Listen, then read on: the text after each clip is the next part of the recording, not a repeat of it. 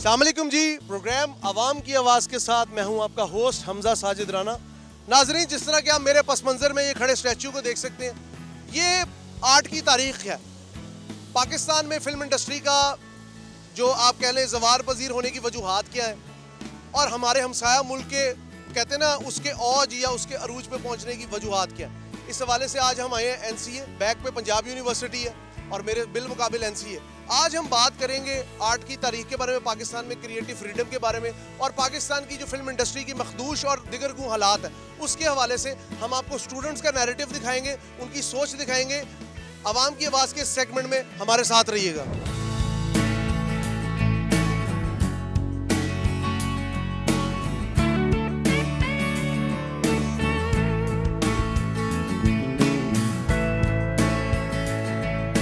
जी अस्सलाम वालेकुम मैम, आप ऑब्वियसली एक आर्ट्स कॉलेज में से ताल्लुक़ रखती हैं। आप मुझे बताएं, पाकिस्तान में फिल्म इंडस्ट्री इतनी डिक्लाइन की तरफ क्यों जा रही है, वाइल अगर एज हम अपने नेबर कंट्री में देखें, इंडिया में, वहाँ पे $5 बिलियन की इंडस्ट्री है। असल में बात यह है कि हम लोगों के यंगस्टर्स को ज़्यादा मौका नहीं दिया जाता। जो न्यू फिल्म मेकर्स हैं, हमारे जो न्यू ग्रेजुएट्स हैं, उन्हें मौका इतना नहीं दिया जाता। एंड हम लोग एज एन ऑडियंस हम लोग न्यू आइडियाज़ को बिल्कुल भी एक्सेप्ट नहीं करते। हमारी सोसाइटी में बैन लग जाता है, यूट्यूब पे बैन हो जाता है, या फिर कहते हैं कि ये हमारे रिलीजियस सेंटिमेंट्स को ये चीज़ हर्ट कर रही है।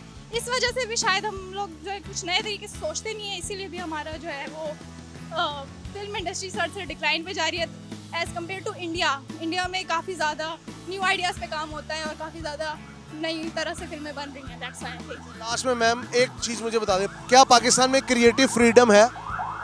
क्रिएटिव फ्रीडम है, बट मुझे लगता है कि पाकिस्तान में क्रिएटिव फ्रीडम एक लिमिट में रह के अलाउ की जाती है और उससे ज़्यादा उस लिमिट के बाहर अलाउ नहीं की जाती। जब ऐसा कुछ होता है तो लोगों के ऑब्वियसली लोग गुस्सा करते हैं बहुत ज़्यादा और बैन लगा देते हैं। अस्सलाम वालेकुम। वालेकुम अस्सलाम। ब्रदर, बहैसियत आर्ट स्टूडेंट, आप क्या समझते हैं कि पाकिस्तान में फिल्म इंडस्ट्री इतना डिक्लाइन की तरफ क्यों गई है एज कम्पेयर टू इंडिया? मुझे लगता है कि हमारे पाकिस्तान में जो टॉपिक बनते हैं फिल्मों के, वो बहुत इजी टू कॉपी होते हैं और बहुत ज़्यादा इंस्पायर्ड होते हैं हॉलीवुड और बॉलीवुड से।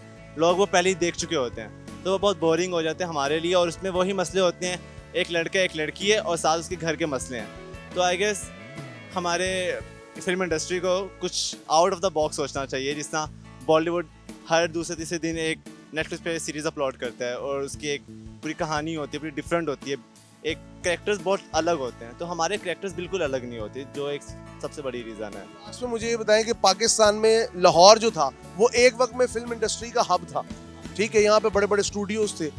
क्या वजह है कि अब लाहौर ना बागों का शहर रहा, ना इसके अंदर कोई क्रिएटिविटी रही? क्या वजह है डिक्लाइन?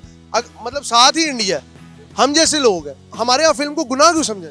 लाहौर में अगर हम देखें कुछ अर्से पहले बहुत ज़्यादा फिल्में बनती थी, वो क्योंकि उस टाइम हमारे लाहौर में ना एक कल्चर था सेट डिज़ाइनिंग का। यहाँ बड़े बड़े स्टूडियोज थे, सेट डिज़ाइन होते थे और मूवीज़ और फिल्में बना करती थी। लेकिन अगर हम आज देखें तो कराची में या लाहौर में भी शूटिंग होती हैं, लेकिन वो लोकेशन पे शिफ्ट हो गए हैं लोग। जो लोकेशन वाला सिस्टम है, मुझे लगता है इसको ख़त्म करके दोबारा सेट की तरफ जाना चाहिए, क्योंकि एक सेट डिज़ाइन करके आप जो मूवी क्रिएट कर सकते हो, जो क्रिएटिविटी क्रिएट कर सकते हो, वो एक लोकेशन उस चीज़ को नहीं कर सकती पूरा। जी अस्सलाम वालेकुम। वालेकुम अस्सलाम। आपका नाम?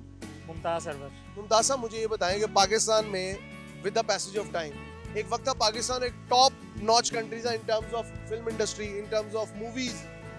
अब उसमें बहुत डिक्लाइन देखने को मिलता है। लेकिन अगर हम अपने हमसाया मुल्क में देखें, वो तो मैं अब क्या कहूँ, वो रूल कर रहे हैं। असल में बात इस तरह है कि अब हमारे मुल्क में ना ड्रामेटिक्स में जो मतलब आइंदा अब जो भी लोग आ रहे हैं, उनमें ये मसला है कि अब हर जगह सफारी चल रही है। टैलेंट नहीं भी है ना तो वो आ रहे हैं। अब कई लोग आप देख रहे होंगे नया टैलेंट आ रहा है टिकटॉक से।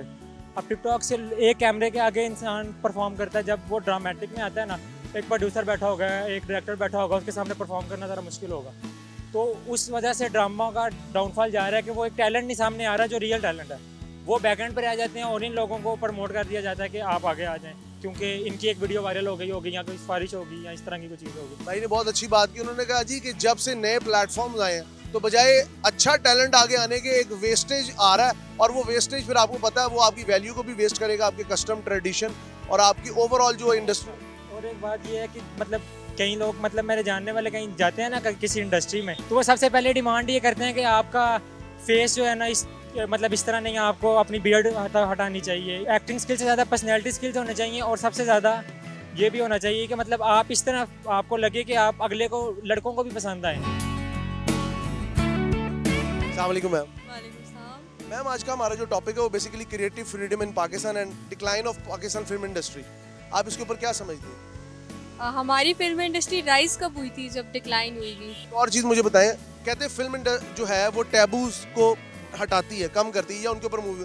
पाकिस्तान में चूंकि हमारी सोसाइटी ईस्टर्न है, ठीक है, यहाँ पे कल्चरल वैल्यूज के साथ कई टैबूज भी हैं। क्या फिल्म अब पाकिस्तान में कोई ऐसी मूवीज बननी चाहिए? बननी चाहिए, बन सकती नहीं है। सेंसर बोर्ड है, मौलवी है, बहुत सारे लोग हैं, बनेगी नहीं। क्रिएटिव फ्रीडम पाकिस्तान में किस हद तक है? डिपेंड्स करता है आप किस क्लास में बैठे हैं। अगर आप एनसीए में जाएं फ्रीडम ही फ्रीडम है, एनसीए से बाहर जाएं कोई फ्रीडम नहीं है। अस्सलाम वालेकुम मैम। वालेकुम अस्सलाम। मैम आपका नाम? जरिश। अच्छा मैम, मुझे ये बताएं कि अगर हम इंडिया से कंपैरिजन करें, हमारे लाहौर एक वक्त में इंडस्ट्री का हब था। अब इंडिया में तो बॉलीवुड, टॉलीवुड, उधर तो इतनी इंडस्ट्री के हम मतलब हमारे पास उसके लिए रेशो ही नहीं है। क्या वजह कि वो $5 बिलियन पे खड़े हैं, हम यहाँ पे 100 मिलियन पे भी नहीं है? हमारी तरफ जब भी कोई सोशल इशू के बारे में कोई बात होती है तो उससे वो रिलीज चीज़ बाद में होती है, उससे पहले बैन लग जाता है उसके ऊपर। तो आई थिंक ये मेन रीज़न है जिसकी वजह से हमारी इंडस्ट्री बहुत पीछे है। अच्छा मैम, इंडिया ने कई अपने टैबूज को क्लियर किया, जैसे इवन उनके मुल्क में टॉयलेट का इशू था, उन्होंने उसको भी मूवी के जरिए करके उसको मतलब अवेयरनेस फैलाई। हमारे यहाँ ऐसा क्यों नहीं है कि हम कोई भी अवेयरनेस फैलाने जाते हैं तो हमें जो कहते हैं ना गर्दन से जकड़ लिया जाता है? हमारे यहाँ पे लोग जो है वो इस चीज़ के बारे में शर्म महसूस करते हैं, मतलब वो उन चीज़ों को फेस करने के बजाय उनसे डरते हैं, और इसी वजह से कोई भी हम लोग किसी भी सोशल इशू के बारे में बात नहीं कर सकते। कोई भी चीज़ जो है वो वही बात है कि बैन हो जाती है। और ये तो नहीं कि हमारी सोसाइटी रियलिटी चेक से दूर रहना चाहती है? रियलिटी चेक से दूर रहना चाहती है, बिल्कुल ऐसी बात है। अस्सलाम वालेकुम मैम। वालेकुम सलाम। मैम आप बहैसियत आर्ट स्टूडेंट क्या समझती कि पाकिस्तान में आर्ट को कितना को मतलब प्रमोट होते हुए आप मतलब देख रही हैं एज एन पाकिस्तानी कंट्री के? यहाँ पे फिल्म इंडस्ट्री एक आर्ट का जरिया थी, उसका तो बिल्कुल गला ही घुट गया। या तो बैन लग जाता, या स्टोरी ही इतनी थकी हुई होती कि लोग देखना नहीं चाहते। देखिए, मसला ये नहीं है कि हमारे पास टैलेंट नहीं है, मसला सिर्फ ये है कि वो इतनी ज़्यादा बैन्स, रिस्ट्रिक्शंस, एक तो रिलीजियस फैक्टर्स भी बहुत ज़्यादा आ जाते हैं। रिलीजियस पार्टीज़ के पास बहुत ज़्यादा पावर है फिल्म इंडस्ट्री के ऊपर, और जिन लोगों को होता है कि हम इससे कमाएं, एक वर्किंग निकालें, उनका ये मसला होता है कि वो पब्लिश करते भी हैं तो उनकी स्टोरी ऐसी मोल्ड हुई होती है कि बस वो चढ़ जाए बॉक्स ऑफिस पे, वो क्वालिटी पे ध्यान नहीं देते। और बहुत ज़्यादा टैलेंट है। अभी ग्लास वर्कर रिलीज हुई है, उन्होंने इतने कम पैसे बनाए बॉक्स ऑफिस के अंदर क्योंकि उनकी स्टोरी की कोई रिस्पेक्ट ही नहीं कर रहा। एक और चीज़ मुझे बताएं, यहाँ पे मौला जट रिलीज हुई, वो पाकिस्तान की तारीख की सबसे बड़ी हिट गई, ठीक है, लेकिन क्या वजह है कि हम अभी तक गंडासा कल्चर को प्रमोट होता देखना चाहते हैं? हम उसी चीज़ पे, या यहाँ पे और भी कई मूवीज हैं उनको शायद कॉन्सेप्ट ही नहीं समझ पा रही सोसाइटी? देखिए, आई थिंक मसला पता है क्या है, मौला जट इतनी सक्सेसफुल मेरे लिहाज से इतनी इसलिए हुई है क्योंकि उसमें स्टार पावर बहुत ज़्यादा थी, बहुत ज़्यादा स्टार से लोग अब इस पॉइंट पे आके इंडस्ट्री के अंदर सिर्फ नामों के लिए जाते हैं मूवीज़ देखने। अभी फॉर एग्जांपल टीवी सीरीज़ इतने इसलिए चल रहे होते हैं क्योंकि उनमें स्टार्स होते हैं, फेमिलियर फेसेस होती हैं जो रिकग्नाइज हो पाते हैं। मौला जट के लिहाज से मैंने अनफॉर्चुनेटली नहीं देखी, मेरे पास टाइम नहीं था देखने के लिए, लेकिन आई थिंक उसमें ये भी एक फैक्टर आता है कि वो एक्शन मूवी थी। एक्शन मूवी लोग देख के पसंद करते हैं, रोमांस और ये जो स्लो पेस मूवीज होती हैं ये देखने के लोगों के पास हिम्मत भी नहीं है। जी अस्सलाम वालेकुम मैम। वालेकुम अस्सलाम। मैम मुझे ये बताएं कि पाकिस्तान के अंदर अगर हम देखें कि इस्लामिक, हम कहते हैं जी मूवीज गैर इस्लामिक है, टर्की ने इस्लामिक वे में एक पूरी सीरीज बना के अर्तुगरुल की, जिस तरह आप सबको पता, वो दुनिया पे छा गए, उनका स्टारडम इतना हो गया कि पाकिस्तानी एड्स में भी टर्किश एक्टर्स आ रहे हैं, ठीक है। हम क्यों ऐसा स्टेप नहीं लेते? कोई इस्लामिक कल्चर से रिलेटेड अगर मूवी को इतना ज़्यादा फंड किया जाए? जी बिल्कुल, यही जो फंड्स, यही जो फजूल से कंटेंट को दिया जा रहा है वही अच्छी स्टोरी को दिया जाए, जिस तरह ये अर्तुगरुल का कह रहे हैं, तो पाकिस्तान फिल्म इंडस्ट्री बहुत अच्छी बन सकती है, कि बजाय कि ये इंडियन को कॉपी करके इंडियन के ही कपड़े पहन के और वो आके वही सब कुछ, वही लड़का लड़की की स्टोरी होती है वो दिखाई जाती है। तो ये इस पे तो मैं तो कहती हूँ वाकई बंद हो जानी चाहिए। मैम आपने बोल मूवी देखी? जी देखी, बिल्कुल। वो इसलिए देखी कि वो पाकिस्तानी की शायद वो मायाली ने बहुत अच्छा उसमें वैसे मूवी पेश करे ना, वैसी मूवीज को तो इस तरह की मूवीज पे बैन क्यों लग जाता है? वो इसीलिए ना कि फिर वो पाकिस्तानी ज़्यादा आगे जाना शुरू हो जाएंगे, उस तरह का कंटेंट पेश करेंगे। तो आपको नहीं लगता कि पाकिस्तान में क्रिएटिव फ्रीडम पे कहीं ना कहीं मतलब एक तरह से लोगों पे प्रेशर है कुछ ग्रुप्स का? जी बिल्कुल है, इसी वजह से तो वो बैंड हो जाती हैं। यही तो बात है, अगर वो उनको प्रेशर ना हो तो फिर वो पाकिस्तानी वाला कंटेंट दिखाए ना, कि जो पाकिस्तानी की जो हमें हमारे प्यारे सल्लल्लाहु अलैहि वसल्लम ने जो तलीमात दी हैं उसके अकॉर्डिंग वो अपनी स्क्रिप्ट लिखें, वो सब कुछ करें, तो वही तो नहीं होता। Thank you so much ma'am ji. अस्सलाम वालेकुम। वालेकुम अस्सलाम। अच्छा, साथ मुझे ये बताएं, आप आर्ट के स्टूडेंट हैं, ऑब्वियसली आर्ट्स में जो भी बंदा जाता है वो नेचुरली एक फ्रीडम चाहता होता है कि मैं कोई भी चीज़ पोर्ट्रे करूं तो उसके ऊपर कोई भी वो ना आए, बैन ना आए या रिस्ट्रिक्शन ना आए। अगर हम पाकिस्तान की फिल्म इंडस्ट्री का कंपैरिजन करें हमसाया मुल्क से, हमारे यहाँ हर चीज़ के ऊपर बैन लग जाता है और यहाँ पे लोग पैसा लगाते हुए भी डरते हैं फिल्म में कि डूब ना जाए। क्या कहेंगे? इस बात में बिल्कुल कोई झूठ बात नहीं है, ये हमारे सामने ही है, क्योंकि art is all about self expression. जो एक खास इंसान फील करता है कि उसे वो बताना चाहिए या दिखाना चाहिए, वो दिखाता है। लेकिन at the end of the day बात यही है कि कुछ लोगों को वो चीज़ पसंद आती है, कुछ लोगों को नहीं आती है। लेकिन ज़्यादा एक बात ये है कि यहाँ पे मेजोरिटी लोग एक्सेप्टेंस नहीं है उनमें, मेरे ख्याल से जहाँ तक मुझे लगता है, तो वो एक्सेप्ट नहीं करना चाहते कुछ नए आइडियाज़ को या इस तरह की किसी चीज़ को। एक और चीज़ मुझे बताएं, क्या आर्टिस्ट को हम ये कह सकते हैं कि वो बागी होता है? हाँ बिल्कुल, हाँ जी बिल्कुल बिल्कुल।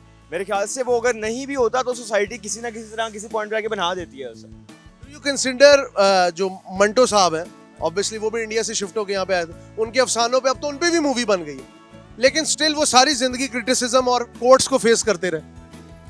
ऐसे ही है, मतलब आपके सामने ही है कि हम उस टाइम की अगर बात कर रहे हैं और ये वही चीज़ अभी तक हो रही है कि मतलब अभी भी कोई इंसान, कोई आर्टिस्ट सेल्फ एक्सप्रेशन के नाम पे कुछ दिखाता है या हल्का सा उसमें कुछ ब्लंट एक चीज़ भी आ जाती है तो वो ऑडियंस नहीं एक्सेप्ट करती, और यही एक हार्श रियलिटी है मेरे ख्याल से हमारी सोसाइटी। लास्ट में मुझे ये बताएं, do films can crush the taboos of the society? Yes they can, क्योंकि फिल्म एक बहुत अहम रिफ्लेक्शन होता है मेरे ख्याल से आपकी सोसाइटी का, और एक बहुत पावरफुल मीडियम है कि वो सोसाइटी को बदल सकता है, लोगों के POVs को बदल सकता है। तो हाँ, film is like the best medium of all, I think.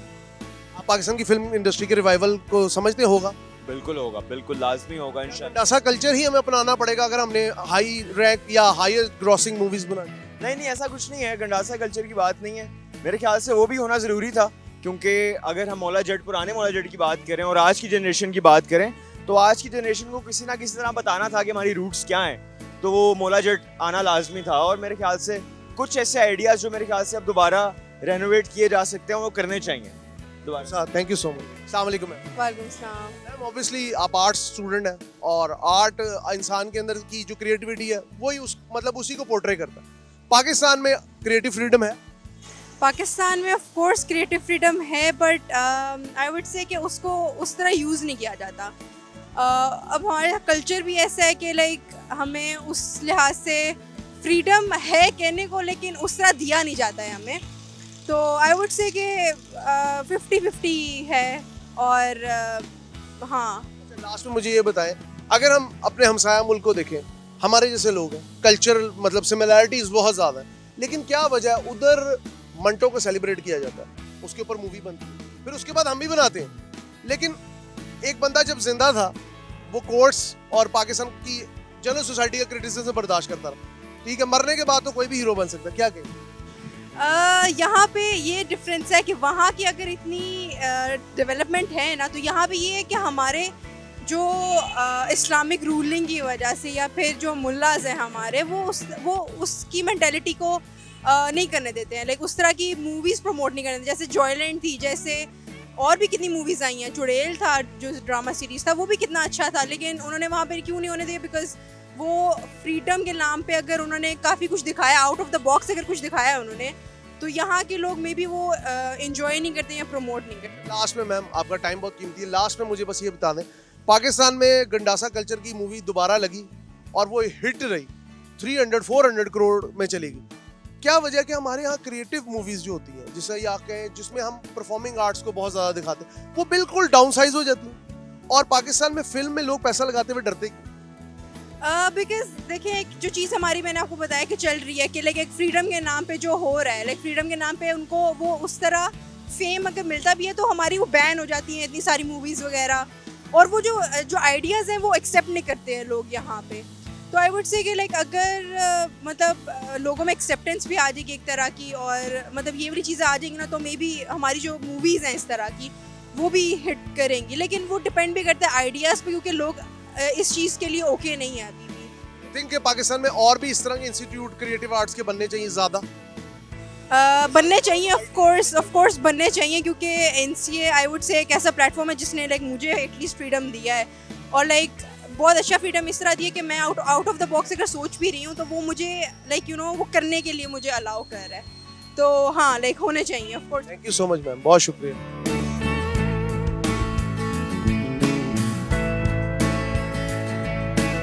Film को एज अ मीडियम हमारे सोसाइटी में और एज अ इंडस्ट्री सांस लेने दिया जाए, ये हमारा आने का मकसद था। आर्ट स्टूडेंट से हमने बात भी इसीलिए की कि आर्ट स्टूडेंट अपने क्रिएटिव फ्रीडम को, अपने जिसे कहते हैं ना, अपने अंदर के एक पैशन को एक्सप्रेस कर सकें, बता सकें। कहने का मकसद ये है कि पाकिस्तान के अंदर टैलेंट बहुत है, कोई कमी नहीं है टैलेंट की, लेकिन मसाइल यहाँ पे आते हैं कि हम जब कोई भी क्रिएटिव चीज़ हो, कोई भी एक थॉट हो, उसका गला घूंट देते हैं।